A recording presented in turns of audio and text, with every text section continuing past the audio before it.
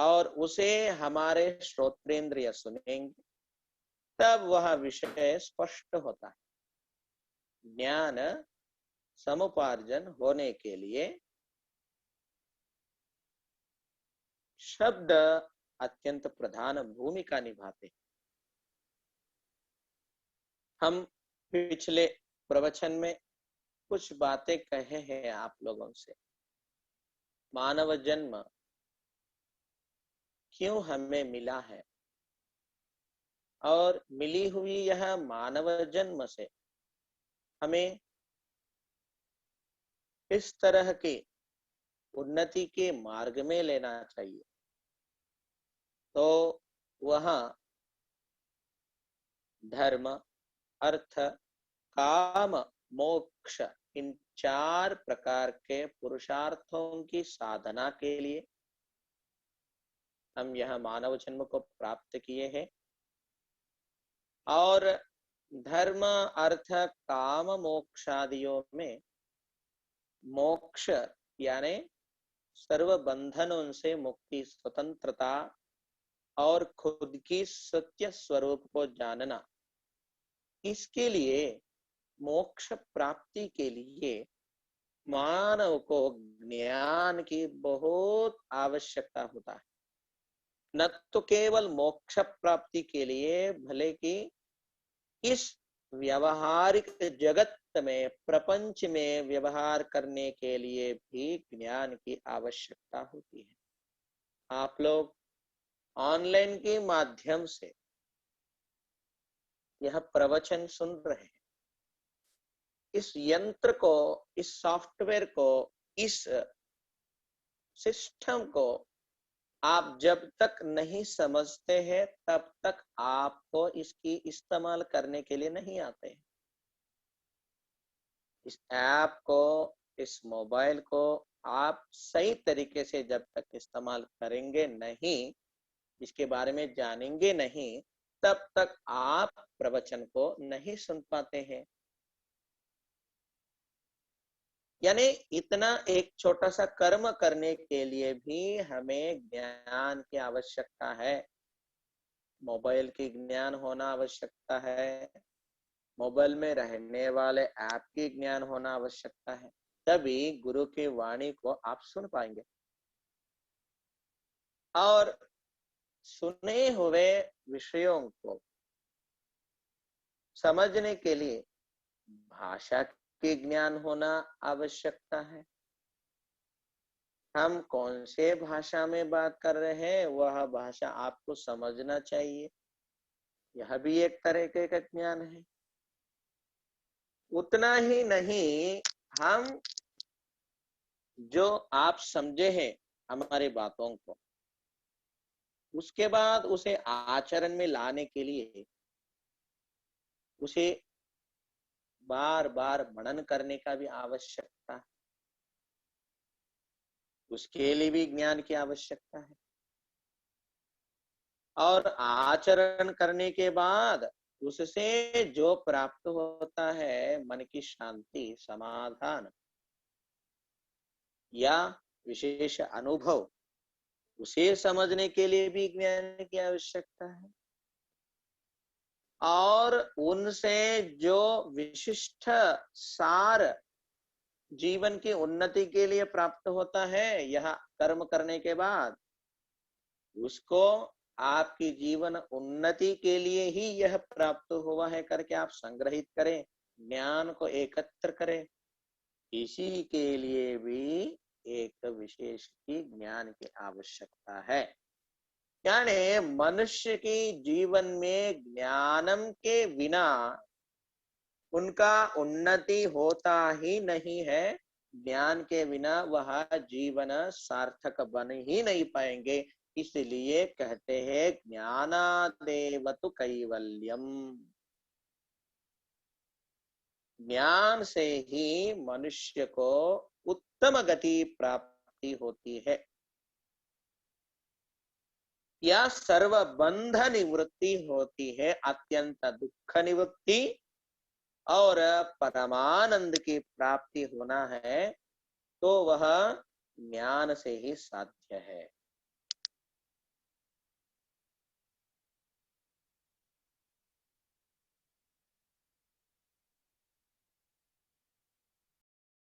उपार्जन करने के लिए हमारे जननी जनक माता पिता बहुत सारे उपायों को खोजते हुए गुरुजनों के पास, आचार्यों के पास, टीचर लोगों के पास ले जाते हैं और हमें अक्षरमाला से लेकर के वाक्य, पद, वाक्य, पद्य, गद्य, कविता, गीता, पाठ इत्यादियों तक सिखाते हैं और सीखने के बाद उनमें स्थित जो अनुभव पूर्वजों का और दिखाया हुआ सन्मार्ग को हम अपनाते हैं और उससे हमारे जीवन की उद्धार हम कर लेते हैं। तो शब्द जो है, अक्षर जो है, ये अत्यंत विशिष्ट और विशेष आवश्यक वस्तु है हमारे जीवन के उद्धार के लिए। सुभाषितकार कहते हैं इस पृथ्वी में 3 प्रकार के विशिष्ट रत्न हैं। पृथिव्याम 3 रत्नानि, अन्नम जलम सुभाषितम। अन्नम जलम सुभाषितम यानी पृथ्वी में 3 प्रकार के रत्न हैं।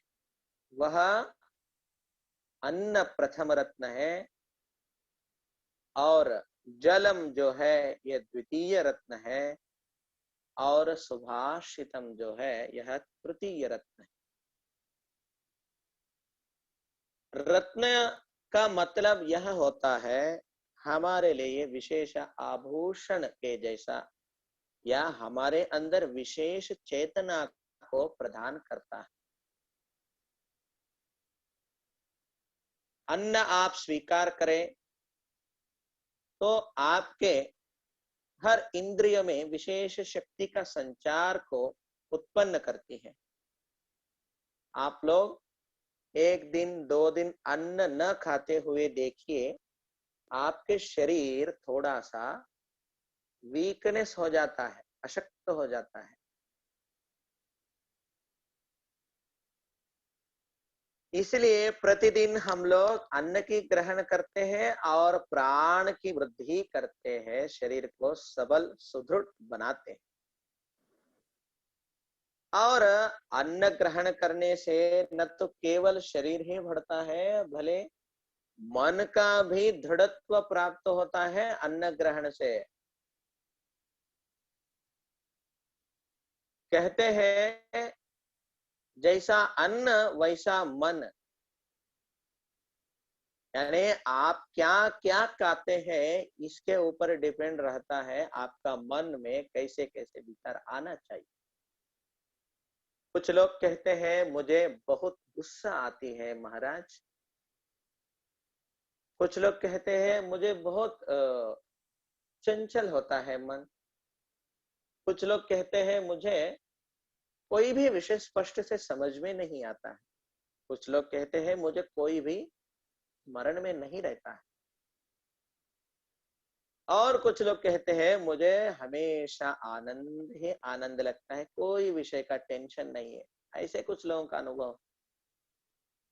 तो इन सभी लोगों का अन्न लेने की तरीका, भोजन सेवन करने की पद्धतियां और पदार्थों की मिश्रण अलग अलग अलग है। इसलिए उन लोगों को अलग अलग तरीके से उनकी मन की स्थिति है। जैसा फैट ज्यादा रहने वाला पदार्थों को आप सेवन करते जाएंगे तो आपका शरीर बहुत ही फैट बढ़ जाएगा और स्थूलकाय हो जाएंगे आप। वैसा ही 3 प्रकार के अन्न कहे हैं शास्त्र में। रजोगुण संपन्न आहार पदार्थ और तमोगुण संपन्न आहार पदार्थ और सत्व गुण संपन्न आहार पदार्थ। सत्व गुणी यदि आपको बनना है, सद्विचार हमेशा आपके मन में आनी है, शांति समाधान से आप रहना चाहते हैं, तो आपको सात्विक आहार की सेवन करना पड़ेगा। यदि मन में विचलित चंचल विकल्पादियों को, संकल्प विकल्पों को ज्यादा उत्पन्न करते हुए टेंशन इत्यादियों को आपको स्वीकार करना है, तो आपको रजोगुण संपन्न आहार को सेवन करना पड़ेगा। यदि अपने मन में दुख विचार, दुष्ट विचार हमारे साथ साथ पूरा विश्व की विनाश के विचार यदि मन में उत्पन्न हो रहे हैं, तो समझना चाहिए वह व्यक्ति का आहार बहुत दोष भूयिष्ठ है, तमोगुण संपन्न आहार वह सेवन कर रहे हैं। तो शास्त्र में बताया हुआ सत्व गुण संपन्न आहार, रजोगुण संपन्न आहार, तमोगुण संपन्न आहार के बारे में थोड़ा सा विचार करेंगे, क्योंकि सुभाषितकार कहते हैं पृथिव्याम तीनि रत्नानि। तो रत्न कितना वैल्यूएबल होता है उसके बारे में विचार करेंगे। पहला अन्न है। तमोगुण वाले व्यक्तियों की जो आहार सेवन होता है, वह आहार जो है अत्यंत तिक्त, मसाला और बहुत काल के पहले पकाया हुआ, रात में या उससे भी पहले पकाया हुआ अन्न रहता है। उसके साथ साथ वह दोष भूयिष्ठ अन्न होता है। दोष भूयिष्ठ अन्न यानी खुद के कष्ट से कमाया हुआ अन्न नहीं होता है, दूसरों के कष्ट पर इन्होंने अन्न का सेवन करते हैं। यह भी दोष भूयिष्ठ आहार हो सकता है। और दूसरों का अन्न को दूसरों को ना देते हुए यह अन्न स्वीकार कर रहे हैं, तो भी दोष भूयिष्ठ होता है। और ऐसा भी दोष भूयिष्ठ होता है बिना काम किए इस अन्न खाने के बाद जो शक्ति मिलती है, वह शक्ति को लोक कल्याण के लिए, खुद की उद्धार के लिए यदि विनियोग नहीं करते हैं, तो भी वह अन्न दोष भूयिष्ठ होता है। और जीवियों का हिंसा करते हुए जो व्यक्ति अन्न स्वीकार करते हैं, वह भी अन्न अत्यंत दोषयुक्त होता है।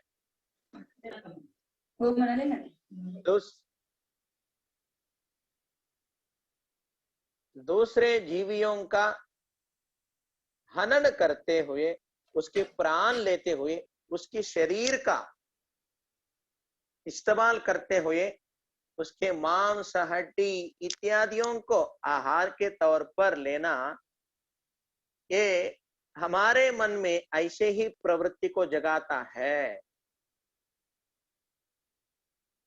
क्योंकि एक प्राणी को हनन करते वक्त उस व्यक्ति को कोई भी मन में क्लेश नहीं आते हैं, कोई भी अलग नहीं लगता है। जैसा एक शाखा को यानी एक भिंडी को आप काटते वक्त तो आपको क्या हो रहा है, क्या कुछ नहीं, तो वैसा ही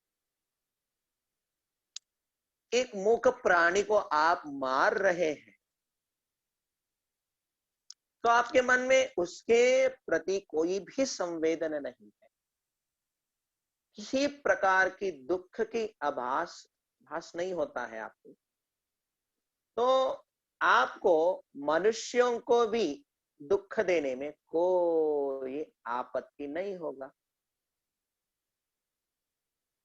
क्योंकि आपको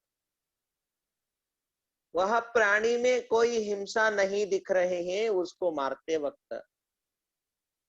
तो जरूर आपको दूसरों को कष्ट देने में भी कोई आपत्ति नहीं होगा, क्योंकि आपको इसको आपत्ति देते वक्त भी कुछ नहीं लग रहा है, वैसा ही मनुष्यों को भी आपत्ति देने में कोई बात विचार नहीं कर पाएंगे आप। ऐसे एक भावना मन में उत्पन्न हो जाती है। इसलिए कहते हैं जैसा अन्न वैसा मन।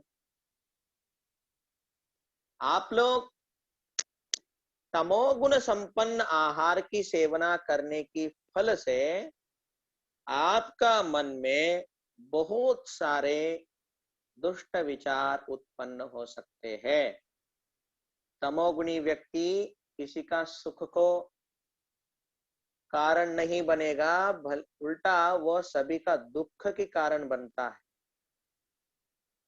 और हिंसा करता है, झूठ असत्य बोलता है, हमेशा आलसी रहता है। उतना ही नहीं, कोई अच्छा कार्य कर रहे हैं तो उनको सहन नहीं होता है और मंदबुद्धि वाले रहते हैं, विषय को अच्छा से समझ में नहीं पाते हैं और कोई भी ज्ञापक शक्ति उनके अंदर नहीं रहता है। और उतना ही नहीं, वह व्यक्ति अन्य लोगों को भी बहुत, समाज के लिए भी कंटक बन जाते हैं। ऐसे ही एक तमोगुण संपन्न अन्न खाने से हमारे जीवन में भी आनंद की अभाव से दुख महसूस होता रहता है। इसलिए आरोग्यता के लिए, शांति समाधान के लिए अभी जो हम कहे हैं ऐसे दोष भूयिष्ठ आहार नहीं सेवन करना चाहिए। दुखों से निवृत्ति होगा और सुख की प्राप्त होगा। ऐसे आहार कभी भी सेवन नहीं करना चाहिए। और जितना आहार हम सेवन करते हैं वह आहार सद्कार्यों में या शारीरिक श्रमा में हम जब तक उपयोग नहीं करेंगे वह दोषभूयिष्ठ आहार ही होगा। और मध्यम गुण वाले यानी रजोगुण संपन्न आहार कौन सा है, इसके बारे में थोड़ा विचार करें। मध्यम गुण संपन्न, रजोगुण संपन्न आहार वे होते हैं ज्यादा तिखट, ज्यादा मीठ, ज्यादा तेल, ज्यादा मसाले और ज्यादा रुचि के निर्माण होते हुए, रुचि को प्राधान्यता देते हुए जो भी आहार होते हैं, यह हमारे मन में भी ऐसे ही रुचि को पैदा करते हैं। जो मिला है वह कभी भी हम जैसा है वैसा स्वीकार नहीं करते हैं। रजोगुण वाले उसमें और भी कुछ होना चाहिए, और भी कुछ होना चाहिए, और भी कुछ होना चाहिए। तो रजोगुण संपन्न युक्त आहार हमारे मन को स्थिर नहीं कर पाता है, स्थैर्य हमारे अंदर नहीं रहता। एक विषय पे हम स्थिर नहीं हो पाते हैं, हमेशा चंचल होता है, करो या ना करो, करो या ना करो, करो या ना करो। ऐसी मन में भावना को उत्पन्न करते हैं रजोगुण भूयिष्ठ अन्न। इसलिए साधक जन स्थिरता को बहुत अवलंबन होना पड़ता है। जब तक उनके मन में स्थिरत्व नहीं आता है तब तक वह जप तप साधना सदाचारता से अपना साधना को आगे नहीं बढ़ा पाते हैं। इसलिए स्थिरत्व लाने के लिए उन्हें अत्यंत तिक्त, मसाला युक्त और ज्यादा, जिस अन्न को खाने से हमारा पसीना छूटता हो, जिस अन्न को खाने से हमारा नेत्र लाल होता हो, ज्यादा श्वास ज्यादा लेना पड़ता हो, ऐसे पदार्थों को नहीं लेना चाहिए। और रजोगुण निर्माण के लिए कौन सा आहार नहीं से कौन सा आहार खाने से रजोगुण बढ़ता है? आहार खाते वक्त आहार में मन लगा के खाना चाहिए। वह आहार खाते वक्त यदि हम दूरदर्शन को यानी टीवी को देखते हुए, मोबाइल को देखते हुए या किसी से बात करते हुए या कोई विचार करते हुए, ऐसे जब हम अन्न लेंगे वह भी हमारे मन में रजोगुण की उत्पत्ति करती है। इसलिए साधक और सज्जन लोग देव की प्रार्थना करते हुए परमेश्वर की, माता अन्नपूर्णेश्वर की प्रार्थना करते हुए आहार सेवन करते हैं, क्योंकि वह आहार केवल आहार ही न रहते हुए वह प्रसाद बन जाए। भगवान की कृपा से हमारे मन में अच्छे विचार होना चाहिए, ज्ञान वैराग्य इस अन्न से मुझे मिलना चाहिए करके प्रसाद सेवन करते हैं। मगर हम लोग टीवी को देखते हुए, टीवी में न्यूज देखते हुए, कोई कार्यक्रम देखते हुए हंसते हुए या दुख को महसूस करते हुए या किसी से बोलते हुए, यदि इस चंचला का दृष्टि से यदि हम अन्न सेवन करेंगे, निश्चित तौर पर हमारे मन में भी रजोगुण उत्पन्न होंगे। वह रजोगुण के कारण हमारे कोई भी कार्य में स्थिरत्व नहीं होता, कोई भी कार्य हम आसान से नहीं कर पाएंगे, क्योंकि मन चंचल रहता है। चंचल जिसके मन है वह व्यक्ति कोई भी कार्य व्यवस्थित रूप से सिद्ध नहीं कर पाएगा। इसलिए रजोगुण व्यक्ति वाले को रोग भी ज्यादा होते हैं और एक्सीडेंट इत्यादि भी ज्यादा होते रहते हैं, क्योंकि वहां गाड़ी चलाते वक्त या कोई कार्य करते वक्त उनकी मन उस कार्य में निमग्न नहीं होता, एकाग्रता से वह कार्य नहीं करता, इसलिए वैसा दुर्घटनाएं भी घटते रहते हैं। इसलिए रजोगुण ये अच्छा नहीं है। रजोगुण संपन्न आहार से ही वैसा गुण हमारे मन में वृद्धिंगत होता रहता है। इसलिए साधक जन ऐसे आहार सेवन नहीं करे जिसे हमारे रजोगुण बढ़ेगा। और सत्व गुण आहार, इसके बारे में भी विचार करेंगे, जो हमारे जीवन में आनंद को लाती है और हमारे मुखमंडल में, हमारे शरीर में विशेष चेतना को, विशेष रोशनी को लाती है और हमारे विचारों में बहुत बदलाव लाती है। वो बदलाव हमारे जीवन में उत्तरोत्तर अभिवृद्धि के ओर ले जाने वाले बदलाव होते हैं, ऐसे विचारों को लाती है और रोग निरोधक शक्ति को, इम्यूनिटी पावर को, सिस्टम को बहुत मजबूत बनाती है और प्राण संचार, नाड़ी व्यवस्था, जीर्णाशय, जीर्ण शक्ति को बढ़ा करके हमारे शरीर को सौष्ठव, सुंदरता और हमारे मन को सौष्ठवता, स्थिरता, सुविचारतत्व और हमारे आत्मा को शांति। ऐसे जो आहार है उसे सत्वाहार, सत्वात बोलते हैं ना, वैसे सत्वाहार ये बहुत जरूरी होते हैं। तो सत्वाहार क्या है? कौन सी आहार लेने से ये सब हमें मिलते हैं? तो कहते हैं अभी अभी बनाया हुआ शुद्ध और स्वच्छ पदार्थ, फ्रेश आइटम्स, और वह बनाने वाले व्यक्ति भी शुद्ध होकर के बनाना चाहिए, और वह भी शुद्ध मन से बनाना चाहिए। बनाते वक्त मन में कोई भी विचार, किसी को डांटते हुए मन में मैं कितना भी करता हूँ, मुझे कोई कुछ नहीं देखता है, मैं वो करता हूँ, ये करता हूँ, उनके बारे में इनके बारे में बोलते हुए यदि स्वयंपाक करते हैं तो भी वह शुद्ध अन्न नहीं होगा, सत्वाहार नहीं होगा। बनाने वाले भी शरीर से शुद्ध हो, उससे भी बड़ा मन से शुद्ध, मन में भगवान नाम स्मरण करते हुए वह स्वयंपाक करें। और खाने वाले भी शरीर से शुद्ध हो और खाते वक्त मन से भी शुद्ध हो। मन पूरा पदार्थ के ऊपर भी लगाते हुए खाना चाहिए। और ऐसे कौन सा खाना होना चाहिए, कौन सा आहार पदार्थ होना चाहिए?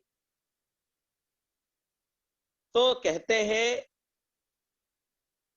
प्रकृति से जो मिलते हैं चीजें, फल और पत्ते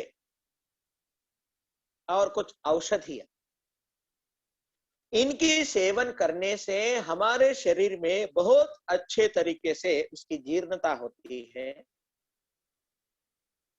और प्रकृति से मिले हुए फल, पत्ते इत्यादियों को हम स्वीकार करने से हमारे जीर्ण व्यवस्था ठीक रहती है। आप लोग देख रहे हैं कोरोना के कष्ट काल में इम्यूनिटी सिस्टम को बढ़ाने के लिए आयुष मंत्रालय ने काढ़ा को बनाने की सिस्टम को आपको बताया है। उसमें सब सुगंध द्रव्य है, कोई भी ऐसा बनाया हुआ वस्तु नहीं है, सब प्रकृति से आया हुआ लौंग, दालचीनी, इलायची इत्यादियों का ही मिश्रण है। उसके सेवन से हमारे शरीर में रोगों को निवृत्ति करने की एक विशेष शक्ति प्राप्ति होती है, ऐसे कहते हैं। क्यों नहीं वो लोग मैगी को दिखाए नहीं, वो चॉकलेटी को ले लो बोले नहीं, वो बिस्कुट को ले लो बोले नहीं, वो बाहर जो एडवर्टाइजमेंट में आता है उन सभी पदार्थों को खाओ, इससे आपका इम्यूनिटी बढ़ता है, ऐसा बोले नहीं। क्यों नहीं बोले बोले तो इसमें सब सत्व नाश कर दिया गया है। दिखने में बहुत सुंदर बनाए हैं मगर उसमें कोई भी शक्ति नहीं है। जो शक्ति है वह प्रकृति से जो मिलती है उसी में ही परिपूर्ण परसेंट होता है। इसलिए ड्राई फ्रूट्स और दूध और मधुर पदार्थ, पंचामृत सेवन, गाय से उत्पन्न हुए अमृत पदार्थ, दूध, दही, छाछ, घी और गुड़ से, कैन शुगर से निर्माण होने वाला पदार्थ, मधुर पदार्थ, फल, फलरस इत्यादियों का जो व्यक्ति सेवन करता है वह व्यक्ति के मन में अत्यंत शांति, समाधान और आरोग्यता प्राप्त होता है और उनका मन स्थिर रहता है, चंचल नहीं रहता। इसलिए इतना हमें शुद्ध प्रकृति सहज आहार लेने की कष्ट करना चाहिए।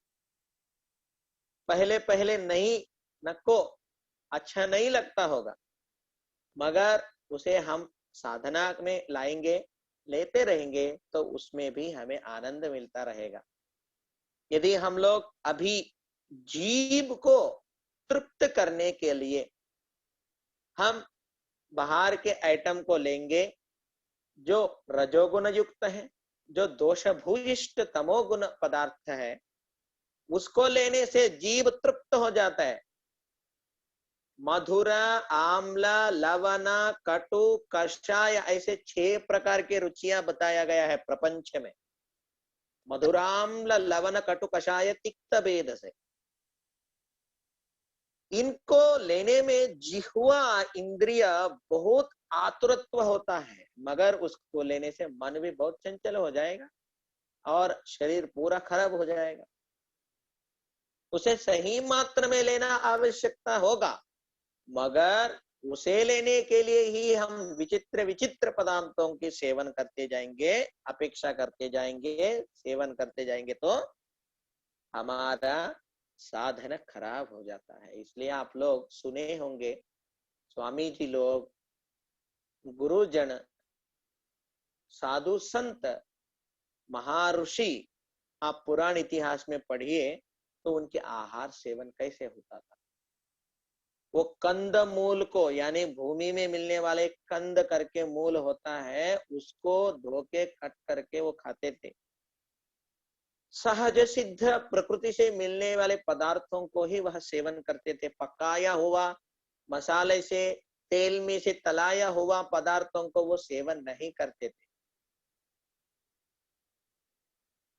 क्योंकि उनकी एकाग्रता को, सत्व गुण को समुपार्जन करने का एक बहुत बड़ा लक्ष्य होता है।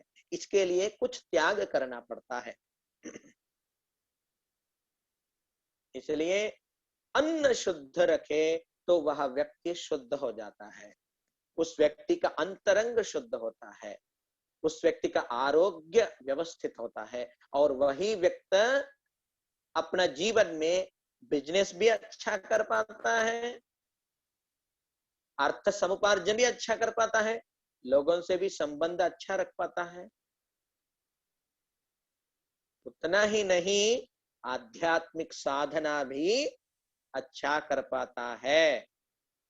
लौकिक पारलौकिक दोनों में भी सुख प्राप्त करने के लिए पहला आरोग्य और मन का स्थिति बेहतरीन करने का आहार अत्यंत शुद्ध और मुख्य पदार्थ शुद्ध और सत्व पदार्थ होना चाहिए। यह पहला रत्न है। आप जब भी भोजन करेंगे तो आपको तृप्ति भावना आ जाती है। अभी बस आप ऐसा नहीं कहेंगे और चाहिए और चाहिए और चाहिए, बस ऐसा कहेंगे। पेट भर गया तो आप बस ऐसा कहेंगे।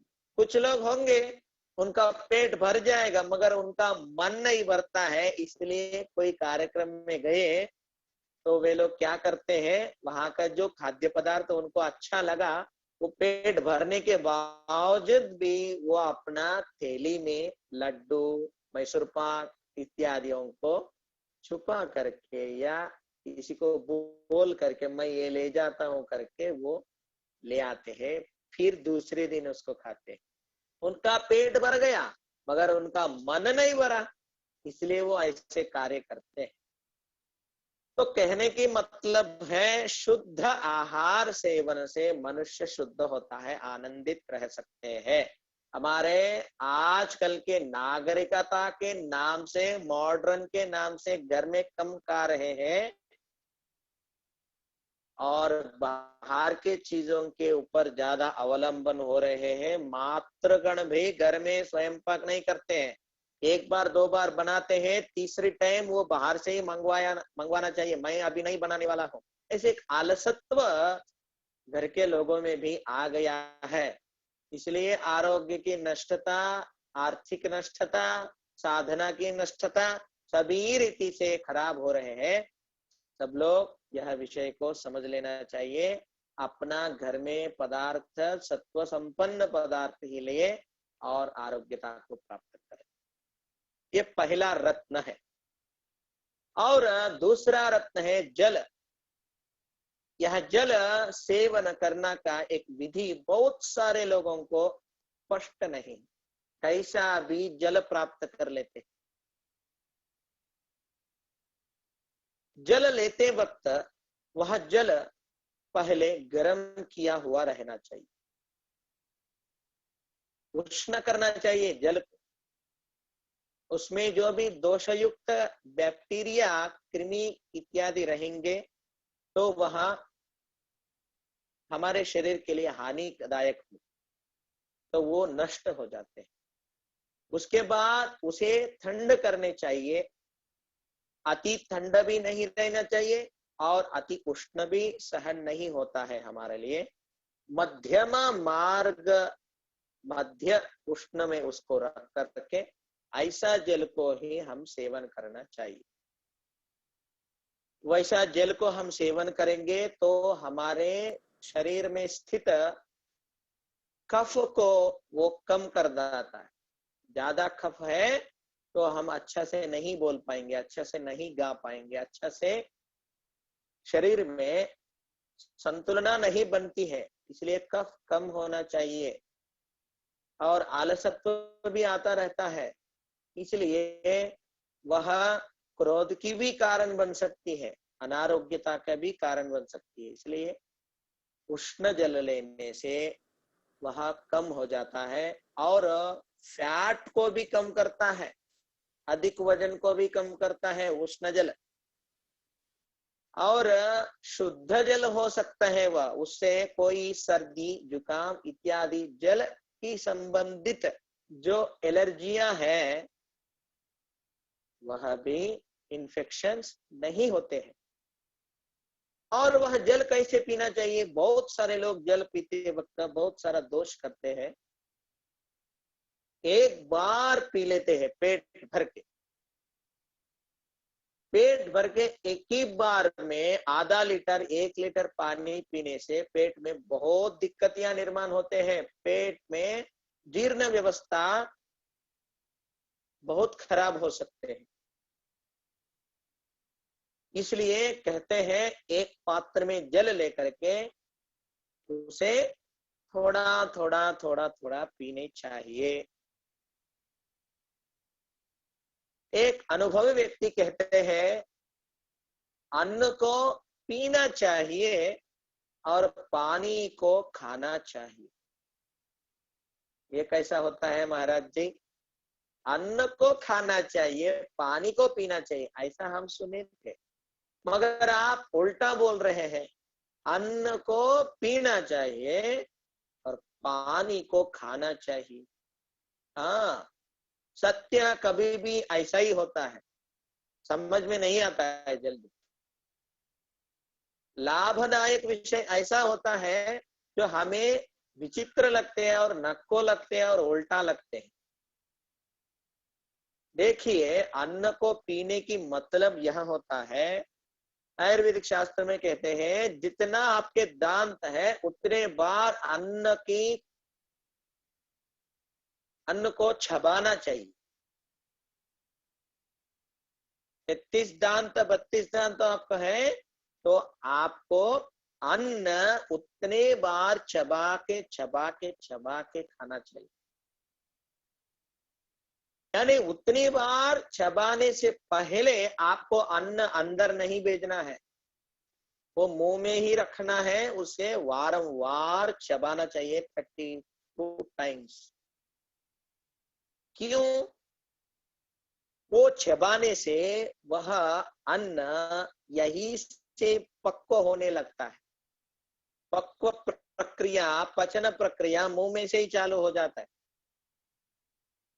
पहले इतना बड़ा चपाती को आप इतना छोटा करते यही से चालू हो जाता है, और उसको मुंह में लेते हैं और उसको चूर्ण करते हैं, उसको लिक्विड करना चाहिए।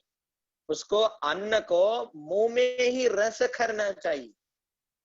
रस को आप खा नहीं सकते, रस को आप पीते हैं। इसलिए वह कहते हैं अन्न को रस करो मुंह में, उस लिक्विड किया हुआ अन्न को आप पियो।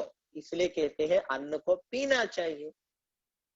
ऐसा जब आप लेंगे तब वह रस जल्दी बन जाता है, उसके बाद रक्त बन जाता है, मज्जा मेधा शुक्ल वीर्य इत्यादि नानाविध धातुओं में वो बदल जाती। इसलिए अन्न पीना चाहिए, यानी इतने बार उसको चबाना चाहिए। घना पदार्थ को द्रव पदार्थ में बनाना, ये मुख में ही बनाना चाहिए। लाला जल युक्त होना चाहिए अन्न, तभी पचन होता है जल्दी। और पानी को पीना चाहिए तो ये पता है, तो पानी को खाना कैसा? तो कहते हैं लिया हुआ पानी डायरेक्ट पेट में नहीं जाना चाहिए, मुंह में उसको चबाना चाहिए 2-3 बार तो कम से कम। उसको हमारे दांतों के बीच में से हमारे मुंह में सब जगह वो फिरना चाहिए पानी। यानी लिया हुआ पानी को हम चबाना चाहिए, तब वो खाया हुआ जैसा होता है, उस पानी को हम अंदर लेना चाहिए। तब जीर्ण शक्ति को बढ़ाता है, घटाता नहीं, उससे आरोग्य अच्छा बन जाता है। इसलिए जीव रहने के लिए, जीव की वृद्धि होने के लिए हमारे जीवन में जल की बहुत बड़ा महत्व है। जलम बिना सृष्टि विनाशिर्भवति, जल के बिना कोई प्राणी नहीं टिक पाएंगे। अन्न के बिना हम रह पाएंगे, मगर पानी के बिना नहीं रह पाएंगे, सभी को यह ज्ञात है। इसलिए पानी सही इस्तेमाल में, सही समय में लेना चाहिए और थोड़ा थोड़ा थोड़ा पीना चाहिए। हर एक व्यक्ति 24 तासों में, 24 आवर्स में 12 ग्लास पानी पीना चाहिए। एक ही बार 3-4 ग्लास पानी नहीं पीना चाहिए। एक ग्लास का पानी को 15 मिनट या 10 मिनट या 5 मिनट पीना चाहिए। इसके सेवन से हमारे रक्त गट्ट नहीं होता है, पतला रहता है और अच्छा संचार करता है। जब खून, रक्त ज्यादा गट्ट हो जाएगा, तब हमारे शरीर में डिहाइड्रेशन बनता है और ब्लड प्रेशर ज्यादा हो जाता है। तब मन चंचल होता है, बुद्धि अच्छे से काम नहीं कर पाएगा, वाणी अच्छे से विनियोग नहीं हो पाएगा, गुस्सा आता रहता है, उस व्यक्ति से कोई भी काम अच्छा नहीं बन पाएगा। इसलिए पानी की सेवन से खून पतला होता है और अच्छा से संचार होता है और शरीर शांत होता है, चित्त भी शांत होता है। जब भी आपको गुस्सा आता है तो आप परीक्षण कीजिए, तुरंत आप पानी लीजिए, एक आधा गिलास पानी पीजिए, आपकी गुस्सा शांत हो जाता है। आपको जब भी टेंशन आता है तब आप परीक्षण कीजिए, आप एक आधा गिलास पानी लीजिए, तब आपका टेंशन कम हो जाता है। इसलिए आप देखिए, जब आप गिर जाएंगे, कुछ लग जाएंगे, तो आपके मित्र या आपके घर के लोग, ये लो पानी पी लो, पानी पी लो, कम हो जाएगा, ऐसा कहते हैं। क्यों ऐसा कहते हैं? क्योंकि हमारा मस्तिष्क को ठंड करने के लिए जल बहुत उपयुक्त है।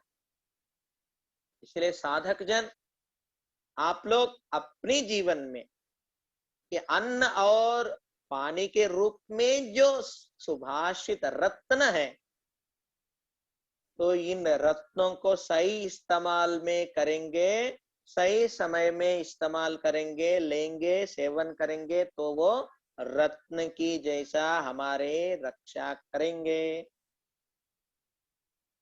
और एक सुभाषितकार ने कहते हैं, और एक रत्न है। वह रत्न क्या है? वह रत्न यह है, सुभाषित, अच्छे बातें।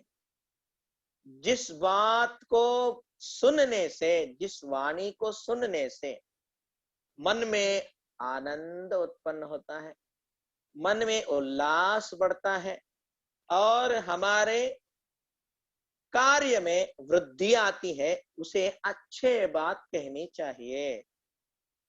जब भी आप अच्छे बात कहेंगे, तब लोग बहुत खुश होते हैं। जब भी आप अच्छे बात कहेंगे, तब लोगों के मन में समाधान पैदा होता है। इसलिए अच्छे बात हमें सदैव बोलने चाहिए। वह अच्छे बात सत्य के साथ में रहना चाहिए, तभी वह अच्छी बात होते। इसलिए कहते हैं, सत्यम ब्रूयात प्रियम ब्रूयात, न ब्रूयात सत्यम अप्रियम, प्रियंच नानृतम ब्रूयात, एष धर्म सनातन। सत्य कहो, सत्य बोलो, सत्य ही बोलो, ऐसा कह रहे हैं। और वह भी प्रियवाणी से बोलो, हंसते हुए बोलो, चिरवाणी से बोलो, कम शब्दों में बोलो, खोटा गुणगान मत करो। उन व्यक्तियों में वह गुण नहीं है, फिर भी उनकी खुश करने के लिए आप यदि बोले तो वो असत्य होता है। यदि वह व्यक्ति गलत कर रहे हैं, अधर्म मार्ग में जा रहे हैं, तो उनको मैं सत्य कहूंगा करके आप कठोर शब्दों से भी उनसे बोलेंगे तो वह भी शब्द अच्छे नहीं होंगे उनके लिए, वो उनको स्वीकार नहीं करेंगे। इसलिए प्रिय होकर प्रीति भावना से आप सत्य को कहो। सत्यम ब्रूयात, और वो प्रिय के सहित होना चाहिए, इसलिए प्रियम ब्रूयात कहते हैं। न ब्रूयात सत्यम अप्रियम, न ब्रूयात सत्यम अप्रियम। यदि बहुत सारे लोगों के लिए वह हानिकारक हो या बहुत सारे लोगों की प्राण हानि होता हो या धर्म के नष्ट होता हो, तो वहां अप्रिय होता है वह सत्य। यदि सत्य कहने से इतना सारे लोगों की हिंसा हो रही है तो वहां सत्य को मत बोलो। सदैव सत्य बोलने से अच्छा ही होता है वैसा नहीं है। हजारों लोग यहाँ छुपे हैं दुष्ट लोगों से रक्षण पाने के लिए, तो आपको आकर के वो इंक्वायरी के ये 1000 लोग कहाँ छुपे हैं तो आप बताते सत्य बताना है करके यहाँ बैठे हैं करके बताए तो उतना 1000 लोगों का प्राण हानि होता है।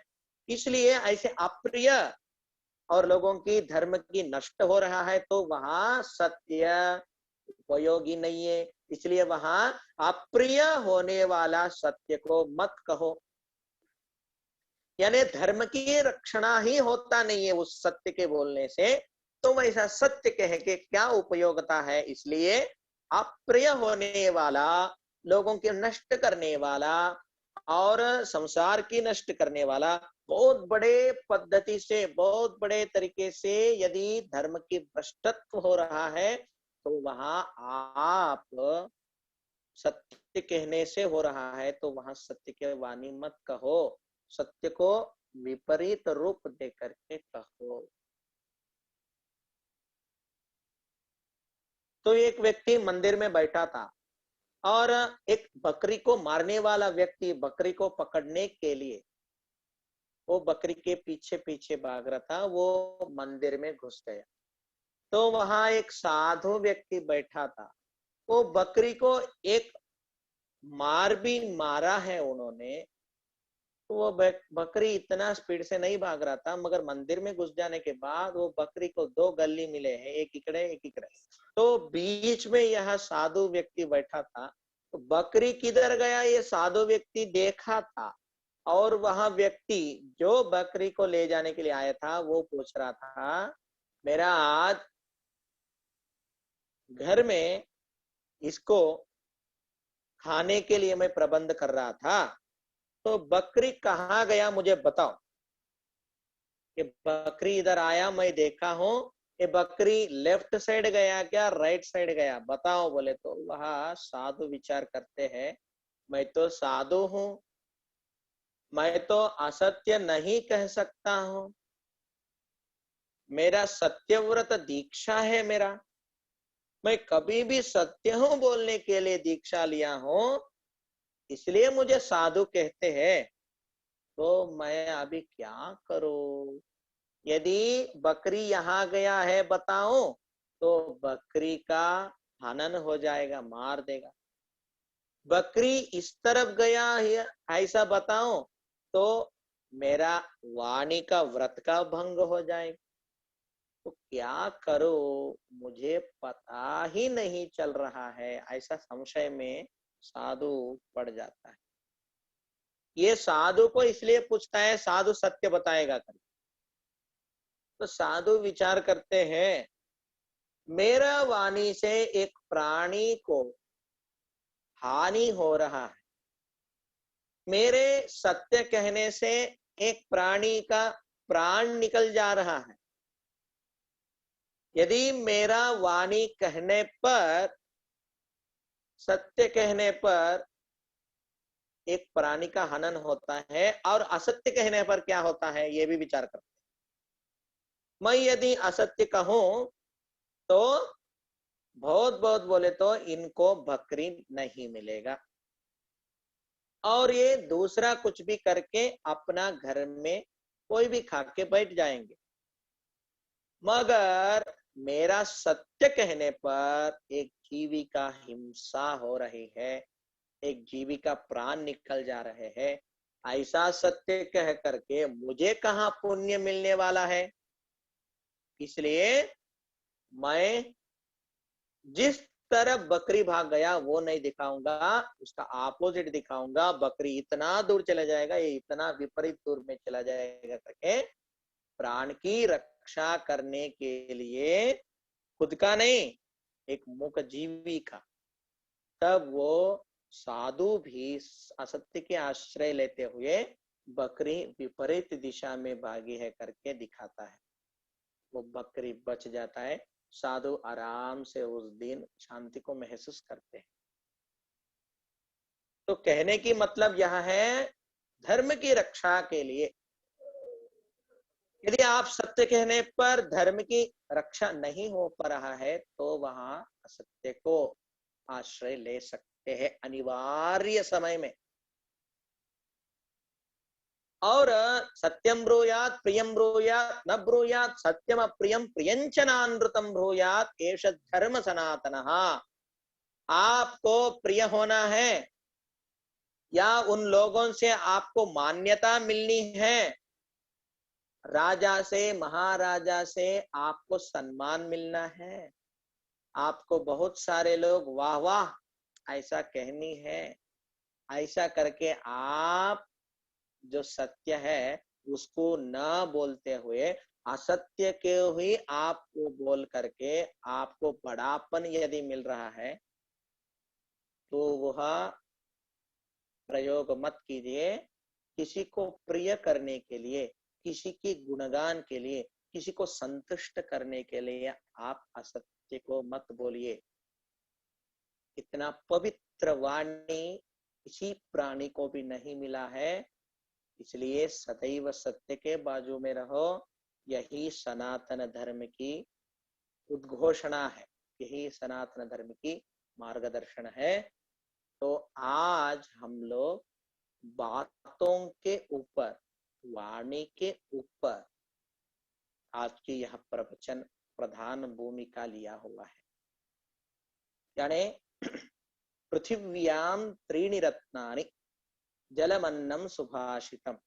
पृथ्वी में 3 रत्न है, ये अन्न है, जल है और सुभाषित है। इन तीनों को जो व्यक्ति प्राप्त करता है वो तृप्त हो जाता है।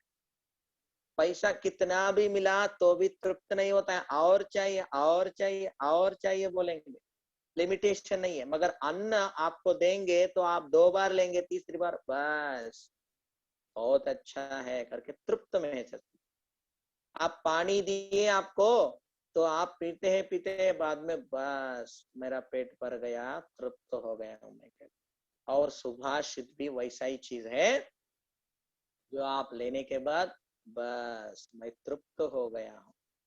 यदि हम ऐसे ही 3-3 घंटा और 4 घंटा बोलते जाएंगे तो आप नहीं ले पाएंगे, बस ऐसा कहेंगे आप।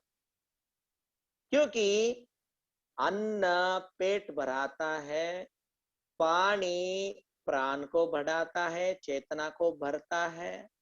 तो सुभाषित जो है, अच्छे बातें जो है, वो मन को, बुद्धि को भराता है। इसलिए जो पूर्णत्व लाता है वो हमें तृप्ति को लाती है। इसलिए सुभाषित कहनी चाहिए, वाणी को अच्छे से विनियोग करना चाहिए, अच्छे के लिए विनियोग करना चाहिए। मितभाषी व्यक्ति को ही मन शांति प्राप्ति होती है। अधिक बात करने से असत्य उसमें मिक्स हो जाते, हमें पता ही नहीं चलता, असत्य उसमें मिक्स हो जाता। आपका गाड़ी यदि नया है, आपको कोई पूछे कहां से लाए हो गाड़ी, कब लाए, मैं अमुक शोरूम से लाया हूं, इतने लाखों को लाया हूं, हो गया। मगर आप इतने से नहीं ठहरते हैं। वो आपका ही पैसा होता है, आपके घर में से ही पैसा होता है, मगर आप उसमें बढ़ा चढ़ा करके बोलते हैं मैं लोन लिया हूँ, इतना हफ्ता भरना है, इतना करना है, उतना करना है, वो ये उस गाड़ी के बारे में आप आधा घंटा बोलेंगे तो उसमें असत्य ही ज्यादा होते। दिन में उठने के बाद रात में सोने तक हजारों असत्यों को आश्रय लेकर के अपनी जीवन आप व्यतीत कर रहे हैं। इससे आपको भगवत कृपा नहीं प्राप्त होगी। आप कितना भी जप करो, कितना भी पूजा करो, कितना भी दान धर्म करो, कितना भी आप उपासना करो, कितना भी आप समाज सेवा करो, यदि आपके वाणी में सत्यत्व नहीं है, यदि आपके आचरण में सत्यत्व नहीं है, तो ये सब निरर्थक है, व्यर्थ है। इसलिए सत्य धर्म प्रतिष्ठितम, धर्म ही संसार की दुख के शमन कर सकती है। यदि धर्म आपको पालन करना है तो सत्यवान होना है, यदि आपको शांति चाहिए तो आपको धर्मवान होना है, धर्मवान होना है तो सत्य की साथ लेनी है। इसलिए वाणी ये बहुत इंपॉर्टेंट होता है अपने जीवन, ये किसी भी प्राणी को नहीं मिला है। इसलिए वाग्भूषण ये सबसे बड़ा भूषण है, सबसे बड़ा आभूषण वाणी ही होता है।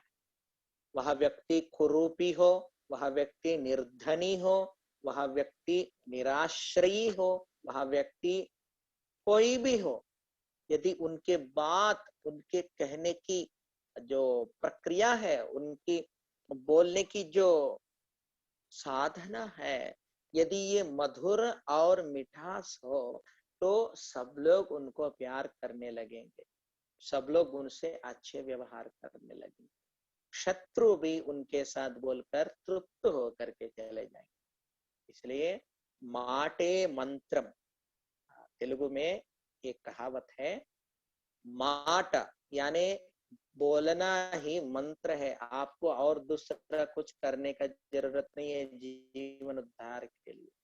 कन्नड़ में भी है एक बहुत बड़ा प्रसिद्ध उक्ति, मातु बेल्ली मौन बंगार। यदि आप बोल रहे हैं तो वह चांदी के समान है, यदि आप मौन है विषय को समझ करके तो वह गोल्ड सोना का समान।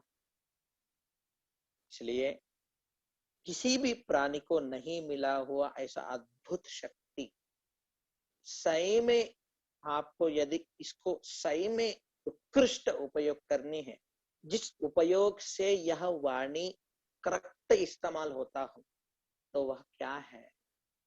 तो वह यह है मंत्र की उपासना, मंत्र की जप, महानुभावों के चरित्र पठन, महापुराणों के चरित्र पठन, और ज्ञान की बढ़ोतरी करने के लिए जो ग्रंथ पढ़ने से ज्ञान की बढ़ी होती है उसकी पठन, और अच्छे बातों में इस्तेमाल यदि करेंगे, मंत्र जप में यदि इस्तेमाल करेंगे, भगवान की कीर्तन में यदि इस्तेमाल करेंगे, भगवान की भजन में यदि इस्तेमाल करेंगे, तभी यह वाणी सही में हम अच्छे से इस्तेमाल किया हुआ व्यक्ति बनेंगे।